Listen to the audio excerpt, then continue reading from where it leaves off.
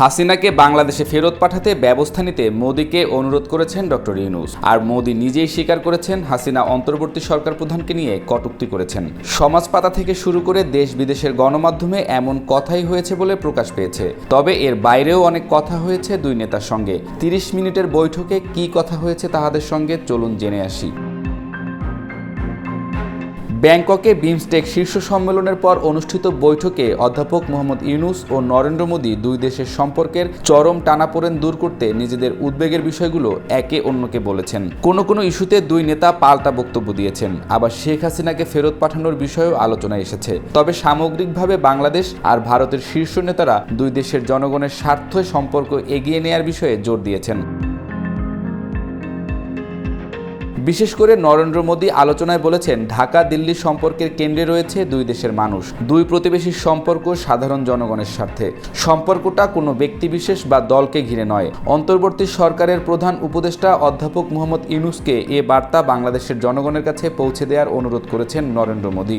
শেখ হাসিনাকে ফেরত পাঠানোর বিষয়ে ওই বৈঠকে উপস্থিত সূত্রগুলোর সঙ্গে কথা বলে ধারণা পাওয়া গেছে যে এটা নির্ভর করছে যথাযথ আইনি প্রক্রিয়া অনুসরণের উপর। শেখ হাসিনার বিচার প্রক্রিয়ায় স্বচ্ছতার বিষয়টিও এসেছে এই আলোচনায়।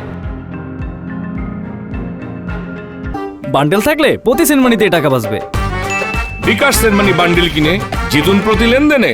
ইউনূস মোদীর বৈঠকে উপস্থিত বাংলাদেশের প্রতিনিধি দলের একাধিক সদস্যের সঙ্গে কথা বলে এটা স্পষ্ট হয়েছে যে বাংলাদেশ ভারতের শীর্ষ নেতাদের আলোচনায় সরাসরি চীন শব্দটি উল্লেখ না থাকলেও বিষয়টি এসেছে। নরেন্দ্র মোদী আলোচনার এক পর্যায়ে বলেছেন, দুই দেশের সম্পর্কের মাঝে তৃতীয় পক্ষের কোনো প্রয়োজন নেই। স্বাধীন বাংলাদেশের স্বপ্ন, তার অভ্যুদয় সব মিলিয়ে দুই দেশ একে অন্যকে যতটা জানে বোঝে তা নিশ্চয় অন্য কারো পক্ষে সম্ভব নয়। কাজেই বাংলাদেশের সফলতা সংকটে সবসময় পাশে থাকার বাসনার কথা বলেন মোদী। সংখ্যালঘুদের বিশেষ করে হিন্দু সম্প্রদায়ের উপর নির্যাতন প্রসঙ্গে ভারতের উদ্বেগ নিয়ে বাংলাদেশের পক্ষ থেকে বলা হয়, নির্যাতনের বেশিরভাগ ঘটনা ঘটে 5 থেকে 8 অগস্ট, যার সাথে বিশেষ কোনো সম্প্রদায় নয়, রাজনৈতিক কারণ জড়িত। তারপরও বাংলাদেশ বিষয়টিকে গুরুত্বের সঙ্গে নিয়েছে। সরেজমিনে পরিস্থিতি দেখতে ভারতের সাংবাদিকদের বাংলাদেশে আমন্ত্রণ জানানো হয়েছে। বৈঠকে সীমান্ত হত্যার বিষয়টি এসেছে। প্রধান উপদেষ্টা বলেন, এসব হত্যাকাণ্ডের খবরে তিনি সবসময় কষ্ট অনুভব করেন। ভারতকে এই ঘটনাগুলো প্রতিরোধের জন্য উপায় খুঁজে বের করার আহ্বান জানিয়ে তিনি বলেন, প্রাণহানির সংখ্যা কমাতে একসঙ্গে কাজ করলে কেবল অনেক পরিবারই বড় ধরনের যন্ত্রণা থেকে মুক্তি পাবে না, বরং আস্থা ও আত্মবিশ্বাস তৈরি করতে এবং ভারত ও বাংলাদেশের মধ্যে সম্পর্ক আরও জোরদার করতে সাহায্য করবে। এ বিষয়ে নরেন্দ্র মোদী বলেন, ভারতীয় সীমান্তরক্ষীরা শুধু আত্মরক্ষার জন্য গুলি চালায় এবং মৃত্যুর ঘটনাগুলো ভারতের ভেতরে ঘটে।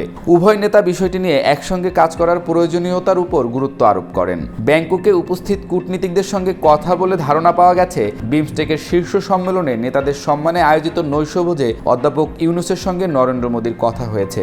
অর্থাৎ বৃহস্পতিবারের সেই আনুষ্ঠানিক আলোচনার পরদিনের বৈঠকের জন্য এক ধরনের ইতিবাচক আবহ তৈরি করেছিল। সব মিলিয়ে ব্যাংককের শুক্রবারের আলোচনা ইতিবাচক হলেও দুই পক্ষই নিজেদের অবস্থান জোরালোভাবে তুলে ধরেছে। ব্যাংককের আলোচনায় উপস্থিত কয়েকজন কূটনীতিক আভাস দিয়েছেন, এক বৈঠকে সব সংকট কেটে যাবে এমন উচ্চাশা কোনো পক্ষই করেনি। বৈঠক হওয়াটাও ইতিবাচক, কারণ দুই শীর্ষ নেতাই মুখোমুখি বসে কথা বলেছেন আর বৈঠকের জন্য তৈরি হয়েই ব্যাংককে একে অন্যের সঙ্গে কথা বলেছেন। প্রাসঙ্গিকভাবে দুই নেতা ব্যক্তিগত স্মৃতিচারণাও করেছেন। তবে আধা ঘন্টার আলোচনায় ভারত যে ট্যুরিস্ট ভিসা একেবারেই বন্ধ করে দিয়েছে এবং মেডিকেল আর বিজনেস ভিসা সীমিত করেছে, সে বিষয়ে কোনো আলোচনাই ওঠেনি।